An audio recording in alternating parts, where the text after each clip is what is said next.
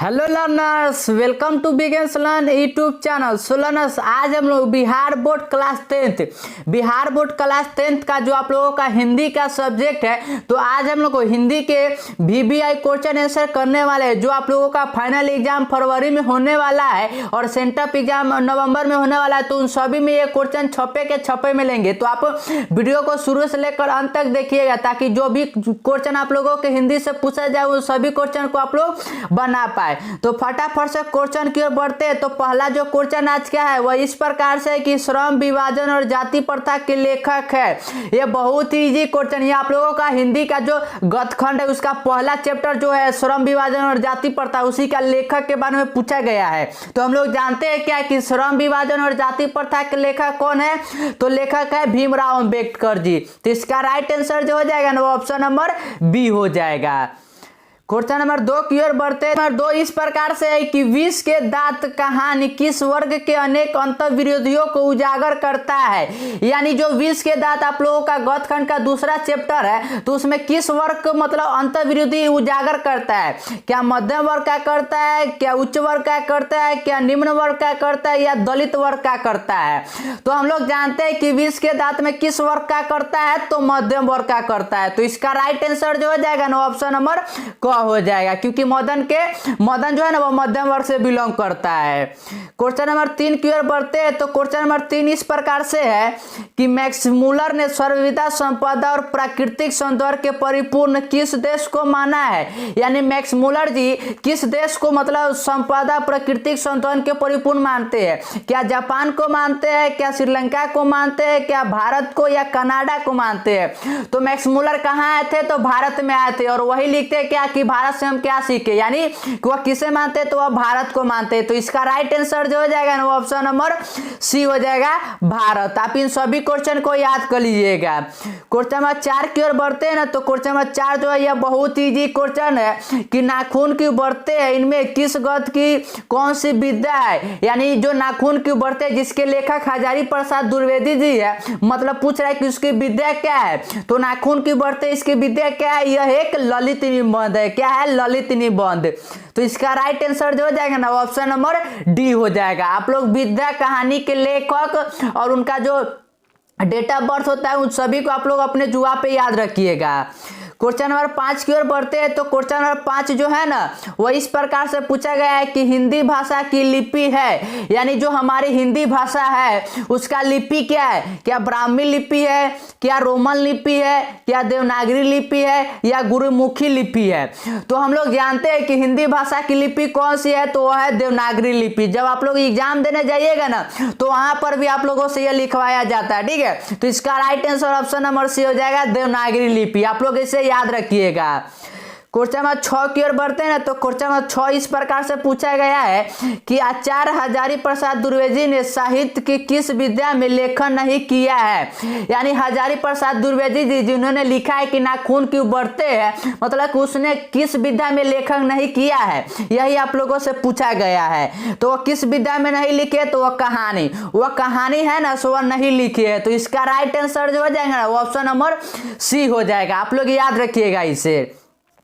Question number 7 की ओर बढ़ते हैं ना। तो 7 इस प्रकार से पूछा गया है कि नागरी लिपि शीर्षक निबंध के निबंधकार है। यानी जो नागरी लिपि शीर्षक है निबंध है, इसका निबंधकार कौन है। तो हम लोग सब लोग जानते हैं कि कौन है, तो गुणाकर मूले जी है। तो इसका राइट आंसर जो हो जाएगा ना वो ऑप्शन नंबर ए हो जाएगा।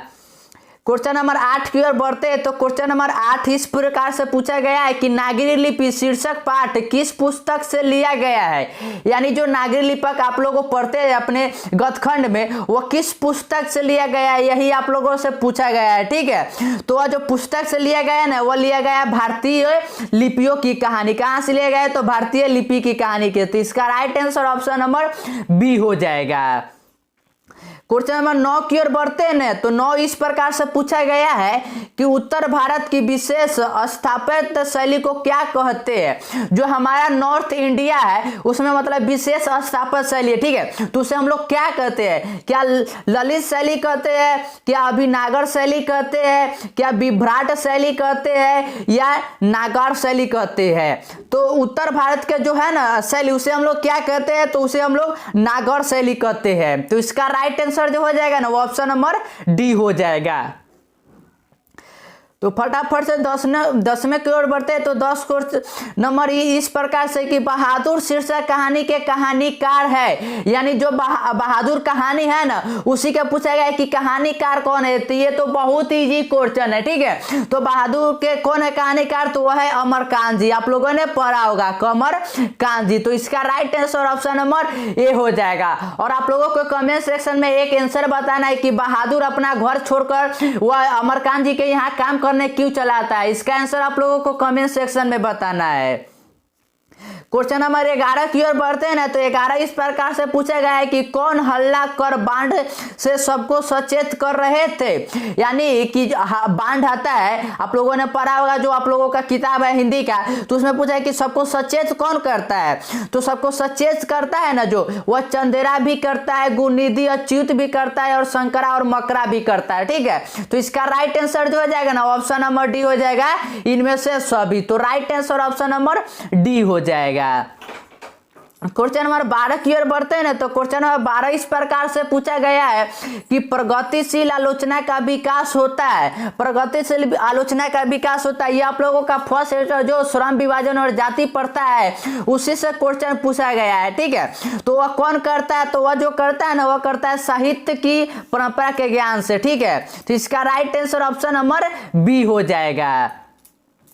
क्वेश्चन नंबर 13 की ओर बढ़ते हैं। तो 13 इस प्रकार से पूछा गया है और बहुत ही इजी क्वेश्चन है कि सिख धर्म के परिवर्तन किसने किया है। सिख धर्म का परिवर्तन किसने किया है, यही आप लोगों से पूछा गया है। तो ये सबको मालूम होगा किसने किया है, तो गुरु नानक ने किया है। फर्स्ट गुरु कौन थे, तो गुरु नानक जी थे। तो इसका right answer option number A हो जाएगा।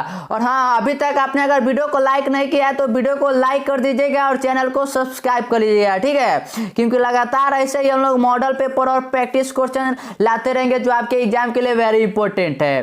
क्वेश्चन नंबर 14 की ओर बढ़ते हैं ना। तो 14 इस प्रकार से पूछा गया है आप लोगों से कि इन मुसलमान हरिजन पे कोटिन हिंदू वर्य किस कवि के लिए कहा गया है। यह जो लाइन है यह किस कवि के लिए कहा गया है, यही पूछा गया है। कबीरदास के लिए कहा गया है, या मलक मोहम्मद जायसी के लिए, या रहीम के लिए, या रस खान के लिए, किसके लिए कहा गया है। तो यह जो कहा गया है ना यह कहा गया है रस खान के लिए। तो इसका राइट आंसर जो हो जाएगा ना वो ऑप्शन नंबर डी हो जाएगा, रस खान।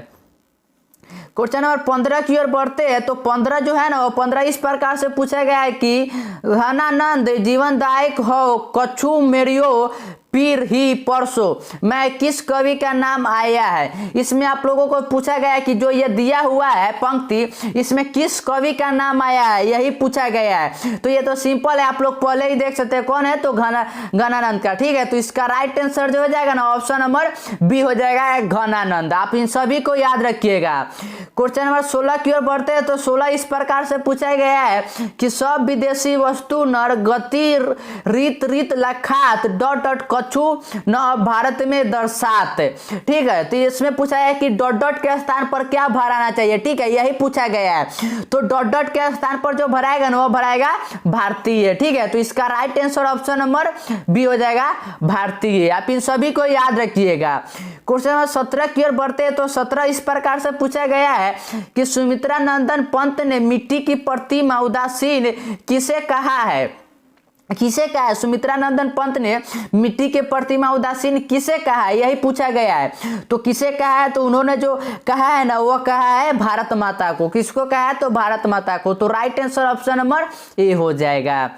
क्वेश्चन नंबर 18 की ओर बढ़ते हैं ना। तो 18 तो सीधा आप लोगों से, ये तो बहुत इजी है कि जनतंत्र का जन्म कविता के कवि है, यानी जो जनतंत्र का जन्म ये कविता है इसके कवि कौन है। तो ये तो बहुत ही इजी क्वेश्चन है, कौन है, तो हमारे बिहार के बेगूसराय के कौन, तो रामधारी सिंह दिनकर जी है। तो right answer option number D हो जाएगा, आप लोग याद रखिएगा। क्वेश्चन नंबर 19 की ओर बढ़ते हैं ना। तो 19 इस प्रकार से है कि बिस्मिल्लाह खां का जन्म हुआ था। बिस्मिल्लाह खां यानी जो नौबत खाने में इबादत आप लोगों ने पढ़ा होगा, तो उसमें बिस्मिल्लाह खां का है ना। तो वहीं पर पूछा गया बिस्मिल्लाह खां का जन्म कहाँ हुआ था, कहाँ पर हुआ था। तो हम लोग जानते हैं कि उनका जन्म कहाँ हुआ था, तो डुमराव बिहार में, हमारे बिहार में हुआ था। तो right answer option number D हो जाएगा। और वह किस लिए प्रसिद्ध थे, तो वह बताते थे, क्या बताते थे, तो वह जो शहनाई होता है वह शहनाई बजाते थे, इसलिए वो फेमस है।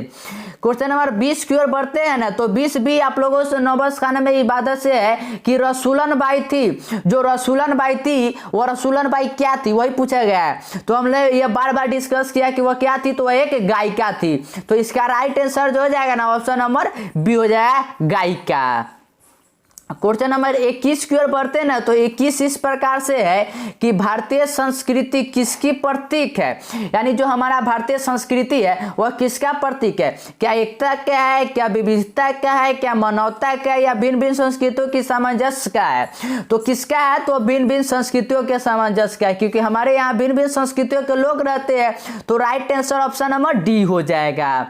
क्वेश्चन नंबर 22 की ओर बढ़ते हैं ना, तो क्वेश्चन नंबर 22 इस प्रकार से है कि गांधी जी के अनुसार शिक्षा सहायक होता है। जो आप लोगों का गतखंड था, लास्ट चैप्टर है गांधी जी वाला, वही पूछा गया है कि शिक्षा सहायक होता है या किसके लिए, मतलब कि वो किसमें सहायक होता है। तो वह जो सहायक होता है ना शिक्षा गांधी जी के अनुसार, वो होता है कि शरीर, बुद्धि और आत्मा के विकास में। तो right answer option number C हो जाएगा। शिक्षा और संस्कृति जो लास्ट चैप्टर है उसी से पूछा गया है। क्वेश्चन नंबर 23 की ओर बढ़ते हैं, तो 23 इस प्रकार से है, और ये आप लोगों को याद करने वाला है कि गुरु नानक की मृत्यु कब हुई। आप लोगों को बताना है कि गुरु नानक जी का मृत्यु जो हुआ था वह कब हुआ था। तो ये तो आपको याद करना होगा। तो उनका जन्म जो मृत्यु हुआ था ना, वह मृत्यु हुआ था 1539 में। तो right answer option number C हो जाएगा। और अभी तक आपने अगर चैनल को सब्सक्राइब नहीं किया तो चैनल को सब्सक्राइब कर लेंगे, चैनल को सब्सक्राइब कर लेंगे, क्योंकि लगातार ऐसे ही प्रैक्टिस सीरीज पर चलता रहेगा। क्वेश्चन नंबर 24 की ओर बढ़ते हैं ना, तो 24 इस प्रकार से पूछा गया है कि कौन सी कृति रसखान की नहीं है। आप लोगों को बताना है कि इन चारों में से कौन सा वह मतलब कृति है जो रसखान की नहीं है। तो इन चारों में जो रसखान की कृति नहीं है ना, वह कौन सा है, तो वह है प्रेम फुलवारी। कौन सा है, तो प्रेम फुलवारी। तो right answer option number A हो जाएगा। क्वेश्चन नंबर 25 की ओर बढ़ते हैं ना, तो 25 इस प्रकार से कि मंगम्मा क्या बेचती थी। ये तो बहुत ही इजी क्वेश्चन, ये तो सबको मालूम होगा कि मंगम्मा क्या बेचती थी। तो मंगम्मा क्या बेचती थी, तो वह बेचती थी दही। आप लोग पढ़े हुए कि क्या बेचती थी, तो दही बेचती थी। तो इसका राइट आंसर जो हो जाएगा ना, वो ऑप्शन नंबर बी हो जाएगा, दही। क्वेश्चन नंबर 26 की ओर बढ़ते हैं ना, तो 26 इस प्रकार से है कि ढहते विश्वास कहानी में किस राज्य को बाढ़ एवं सूखा से प्रभावित दिखाया गया है। यानी जो ढहते विश्वास एक कहानी है आप लोगों का, उसमें पूछा है कि बाढ़ और सूखा से प्रभावित किसे दिखाया, मतलब कौन से राज्य को दिखाया गया है। तो उसमें कौन से राज्य को दिखाया गया है, तो उड़ीसा को दिखाया गया है। तो राइट आंसर जो हो जाएगा ना, वो ऑप्शन नंबर सी हो जाएगा, उड़ीसा को। आप लोग इसे याद रखिएगा।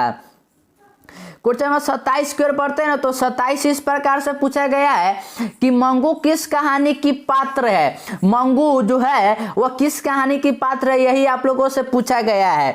वह सब सिंपल है कि मंगू किसकी पात्र है, तो वह माँ की कहानी के पात्र है। तो राइट आंसर जो हो जाएगा ना, वो ऑप्शन नंबर डी हो जाएगा, माँ। क्वेश्चन नंबर 28 की ओर बढ़ते हैं ना, तो 28 जो है ना, 28 इस प्रकार से है कि पापयाती किस रोग से ग्रसित थी। जो पापयाती थी जो वह किस रोग से ग्रसित थी, यही आप लोगों से पूछा गया है। तो वह किस रोग से ग्रसित थी, तो वह थी मेनिंजाइटिस से। ठीक है, किससे थी, तो मेनिंजाइटिस से। तो इसका right answer option number B हो जाएगा, मेनिंजाइटिस से। क्वेश्चन नंबर 29 की ओर बढ़ते हैं, तो 29 जो है ना, वह इस प्रकार से पूछा गया है कि सीता को अपने ही घर में कैसा महसूस होता है। जो सीता है उसे अपने ही घर में कैसा महसूस होता है, यही आप लोगों से पूछा गया है। तो क्या उसे घुटन महसूस होता है, क्या आनंद होता है, क्या खुशी होता है, या सुख होता है। तो कैसा महसूस होता है, उसे होता है घुटन जैसा। तो right answer option number A हो जाएगा। क्वेश्चन नंबर 30 की ओर बढ़ते हैं ना, तो 30 जो है ना, वह इस प्रकार से कि नौबत खाना का अर्थ है। जो नौबत खाने एवं इबादत आप लोगों ने पढ़ा होगा गतखंड में, तो वही पूछा है कि नौबत खाने का अर्थ क्या है, उसका अर्थ क्या होता है। तो उसका जो अर्थ होता है ना, वो होता है कि प्रवेश द्वारा ऊपर के मंगल ध्वनि से बजाने का स्थान। तो right answer option number C हो जाएगा। आप इसे याद रखिएगा। और ये सभी क्वेश्चन आपके फाइनल एग्जाम में टकराएंगे ही टकराएंगे, तो आप इन सभी क्वेश्चन को याद रख लीजिएगा। 31 जो है ना, ये बहुत इजी क्वेश्चन है। क्या है कि लेखक के घर में मछली कौन खाता था, यानी जो मछली चैप्टर है आप लोगों का हिंदी में, जिसके लेखक विनोद कुमार शुक्ल है, तो पूछा है कि मछली कौन खाता था। तो मछली कौन खाता था, ये तो बहुत इजी है कि उनके पिताजी, क्योंकि पिताजी तो मछली खरीद कर 3 लाते हैं बाजार से। तो इसका right answer option number B हो जाएगा। क्वेश्चन नंबर 32 की ओर बढ़ते हैं ना, तो 32 है ना, वह इस प्रकार से है कि लेखक के रिश्तेदार ने बहादुर पर क्या आरोप लगाया। यानी जो आप लोगों ने बहादुर चैप्टर पढ़ा होगा, तो उसमें क्या है कि बहादुर पर आरोप लगता है कि वह चोरी करता है। ठीक है, वो क्या करता है कि पैसे चुराने का उस पर आरोप लगता है। तो इसका राइट आंसर जो हो जाएगा ना, वो ऑप्शन नंबर ए हो जाएगा, पैसे चुराने का। तो right answer option number A हो जाएगा। और ये सभी क्वेश्चन आपके एग्जाम में टकराएंगे ही टकराएंगे, तो आप इन सभी को याद रखिएगा। क्वेश्चन नंबर 33 की ओर बढ़ते हैं ना, तो 33 इस प्रकार से है कि मेरे बिना तुम प्रभु पाठ के लेखक है। मेरे बिना तुम प्रभु पाठ के लेखक कौन है, तो इसके जो लेखक है ना, वह कौन है, तो वह है बीरेन डंगवाल जी। आप लोगों ने पढ़ा होगा कौन है, तो बीरेन डंगवाल जी। क्वेश्चन नंबर 34 की ओर बढ़ते हैं ना, तो 34 इस प्रकार से पूछा गया है कि भारत में बेरोजगारी का मुख्य कारण है। भारत यानी जो हमारे इंडिया है, इसमें बेरोजगारी का मुख्य कारण क्या है। तो जो भीमराव अंबेडकर जी है ना, वह क्या बताते हैं कि बेरोजगारी का मुख्य कारण क्या है, तो वह बताते हैं कि जाति प्रथा। तो इसका राइट आंसर जो हो जाएगा ना, वो ऑप्शन नंबर ए हो जाएगा, जाति प्रथा।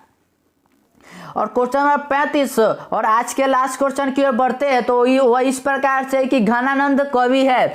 जो घनानंद जी है वह कवि किस प्रकार के हैं, तो हम लोग जानते हैं कि घनानंद जी है ना, वह किस प्रकार के कवि है, तो वह है रीति मुक्त कवि है। कैसे है, तो रीति मुक्त। तो राइट आंसर जो हो जाएगा ना, वो ऑप्शन नंबर बी हो जाएगा। और अभी तक आपने अगर चैनल को सब्सक्राइब नहीं किया ना, तो आप लोग चैनल को सब्सक्राइब कर लीजिए, ठीक है, क्योंकि लगातार ऐसे ही आप लोगों के लिए प्रैक्टिस इस पर चलता रहे।